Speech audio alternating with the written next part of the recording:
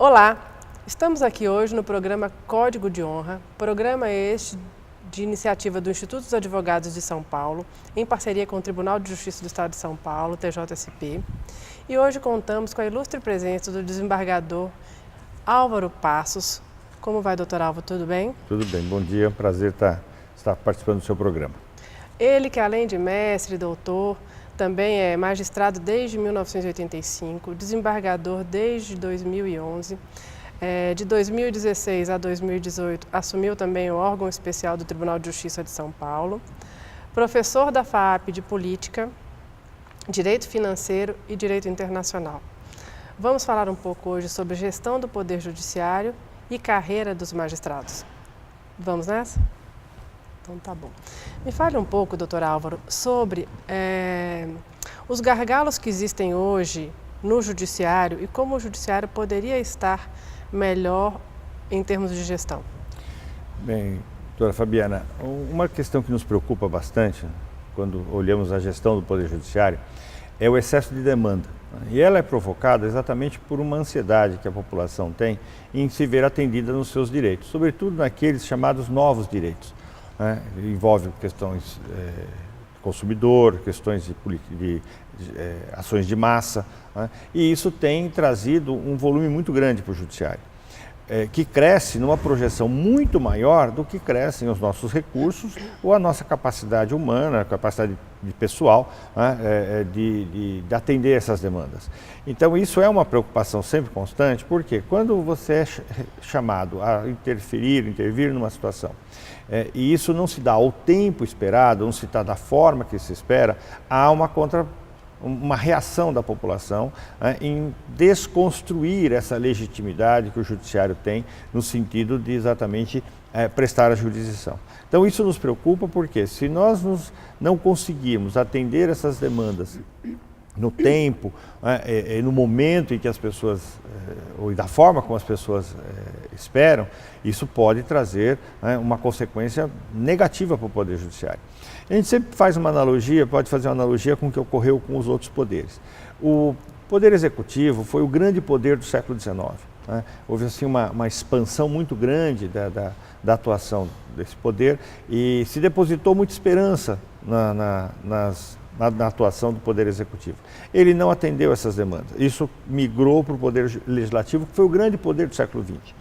Então, no século XX, as assembleias, o Poder Legislativo, a atividade legislativa, a ideia da lei com expressão da vontade, lá que nem o Rousseau já dizia, da vontade geral, acabou não atendendo as demandas. Então, ele também se desconstrói. Isso não é só no Brasil, não, a gente vê isso no mundo inteiro.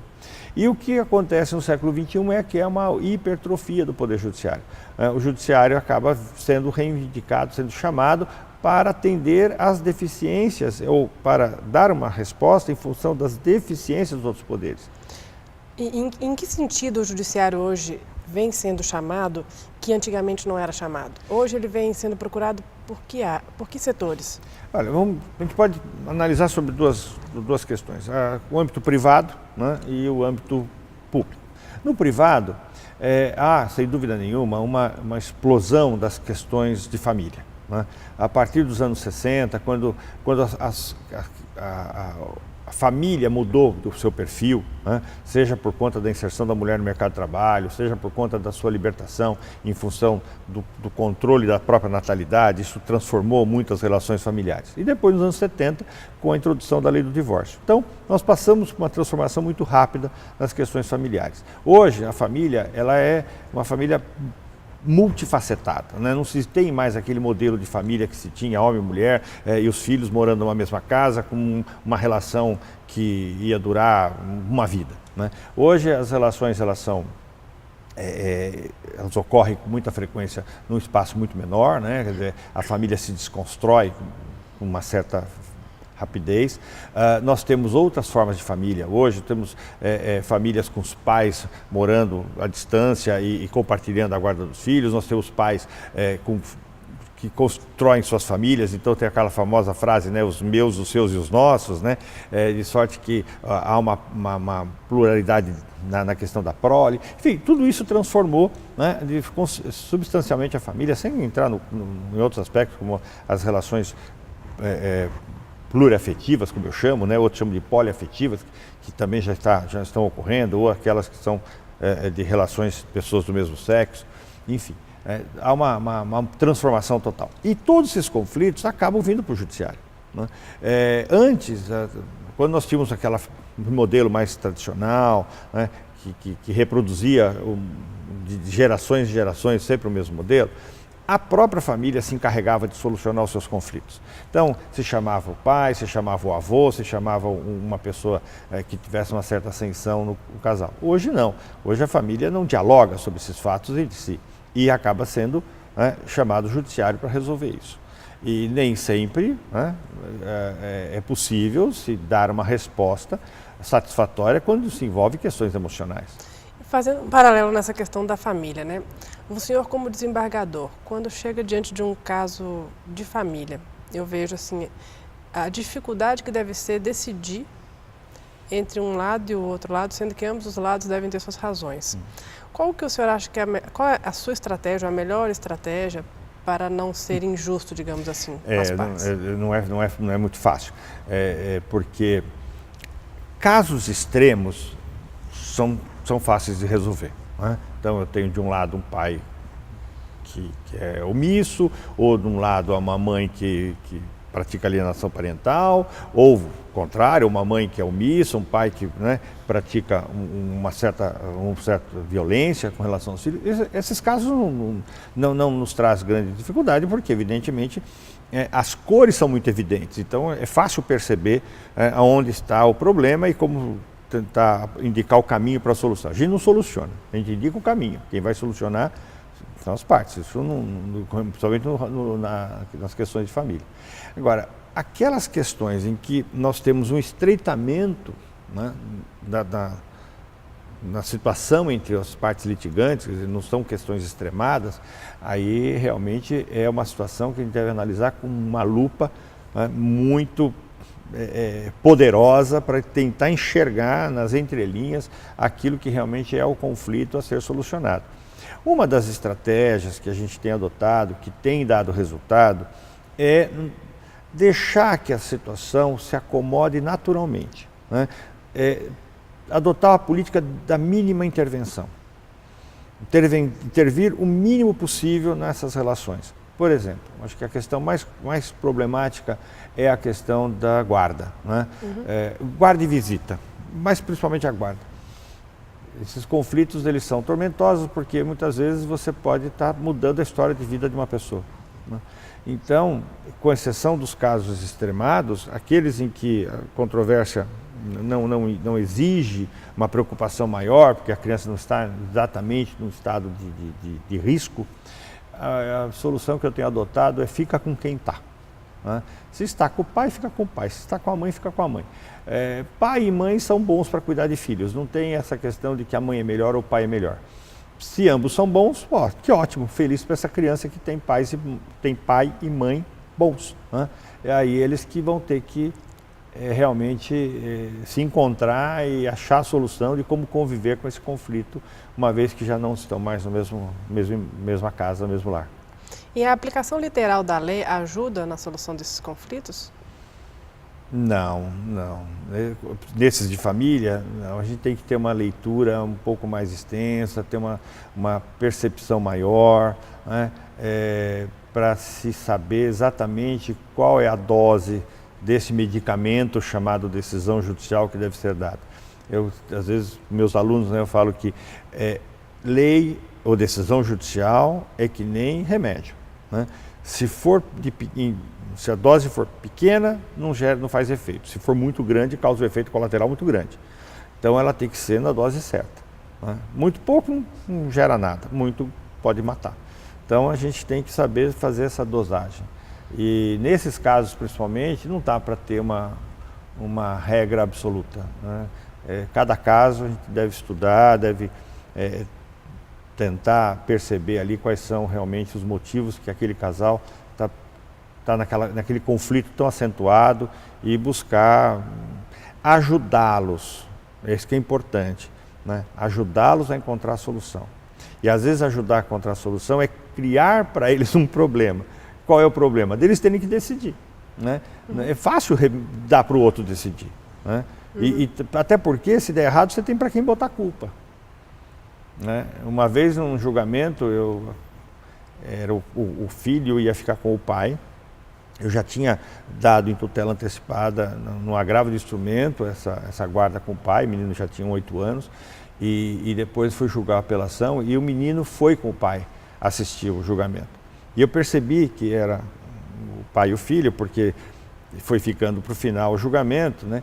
E ia ter sustentação oral e eu, no final, só estava lá um rapaz, não era muito o pai, um rapaz jovem, 30 e poucos anos, e o menino.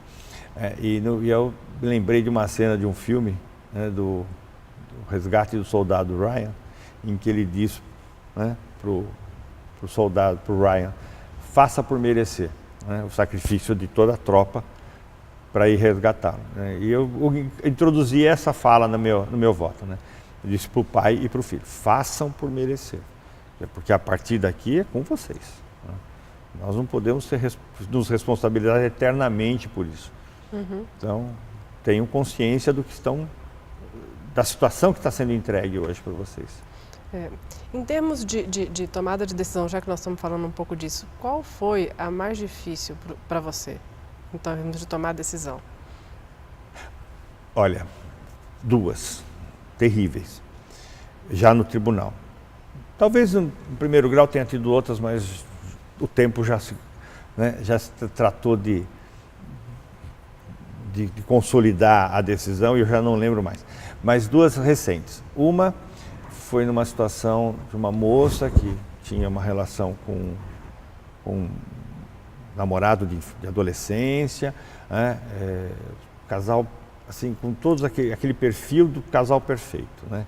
Ela bem formada, ele bem formado, os 2 bonitos, os 2 educados, enfim, né?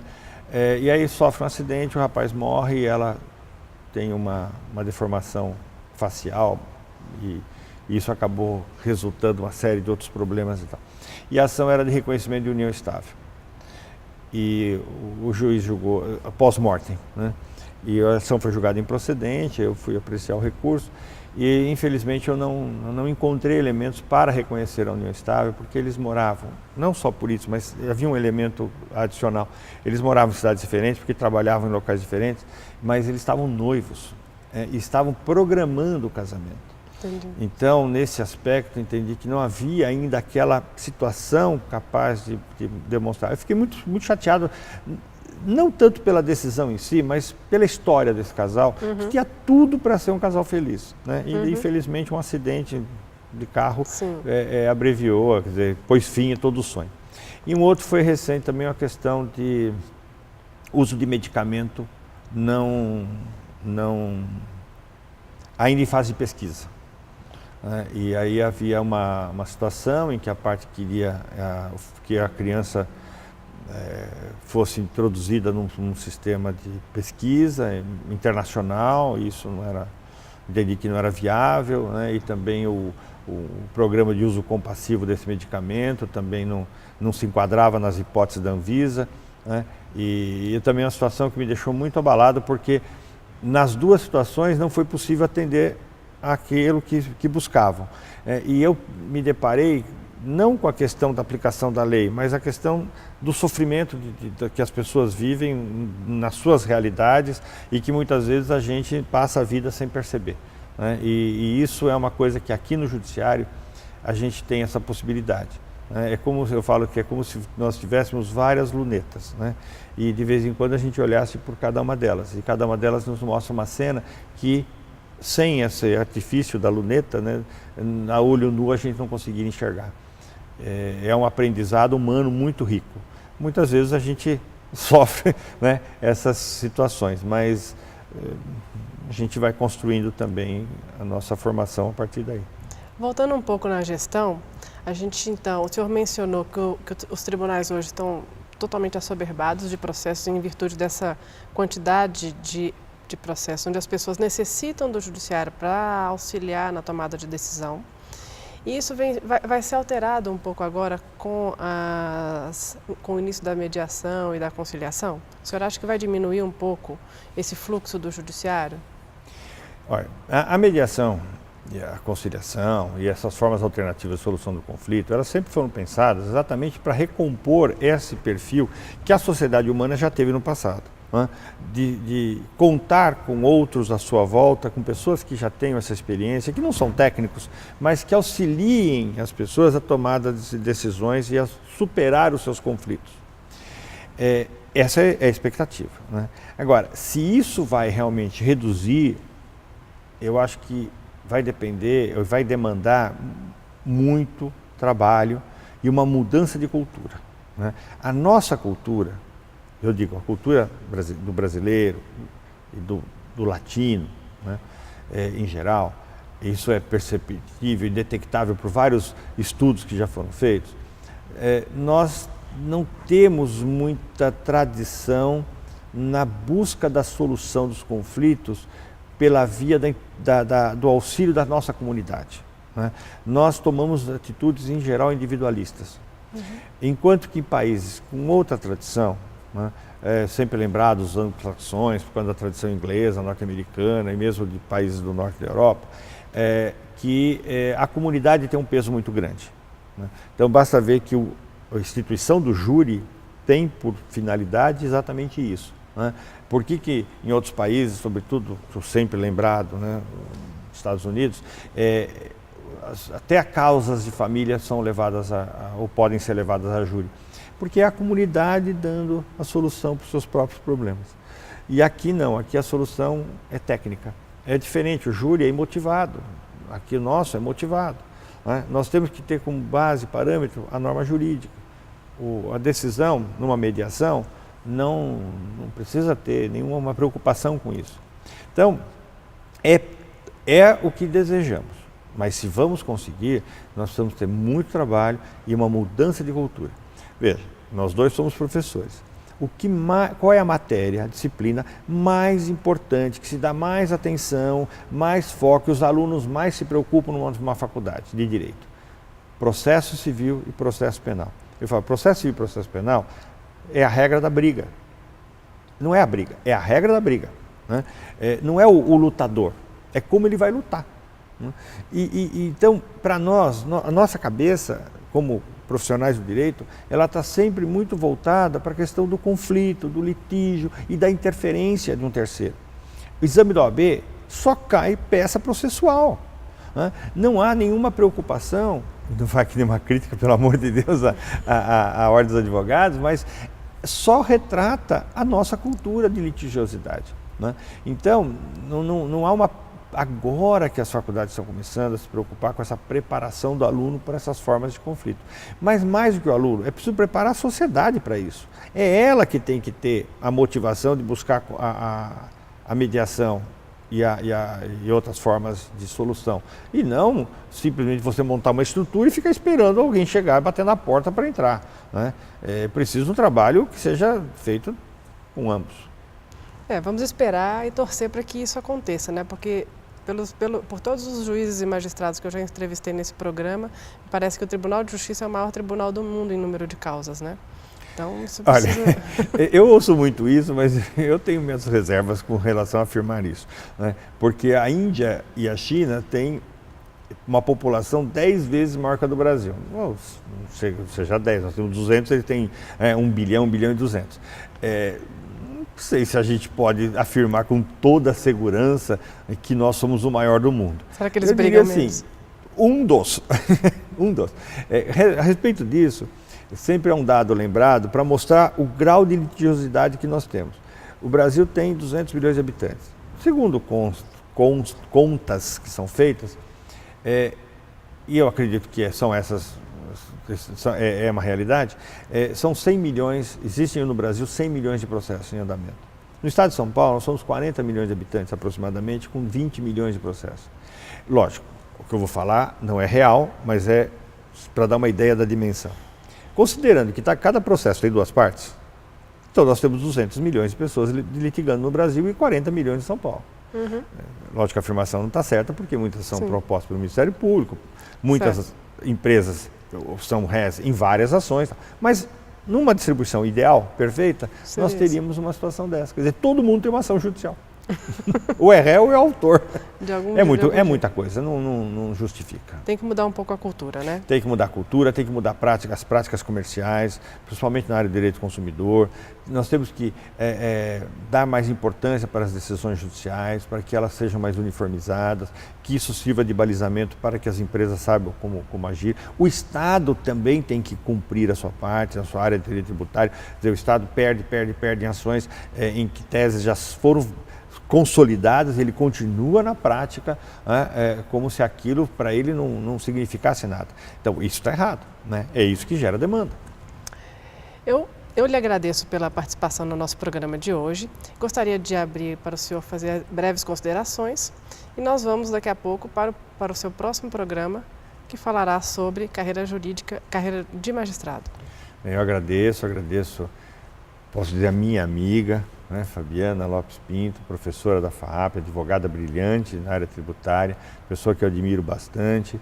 Foi uma honra participar do seu programa, é uma honra falar para os seus telespectadores e participar também como magistrado e transferir um pouquinho da minha experiência, né? É importante que as pessoas, os advogados que estão nos ouvindo, que estão nos assistindo, também percebam o lado, né, as nossas preocupações, as nossas ansiedades, as nossas esperanças, né? Porque afinal de contas não existe judiciário sem advogado, não existe advogado sem judiciário, né? Nós estamos umbilicalmente presos uns aos outros, né? Fazemos parte de uma mesma, posso usar a palavra família, né? São os operadores do direito, e então eu fiquei muito honrado com esse convite e agradeço imensamente. Bom, eu encerro então, muito obrigada, doutor Álvaro, pela participação no programa de hoje, e eu encerro nosso programa Código de Honra.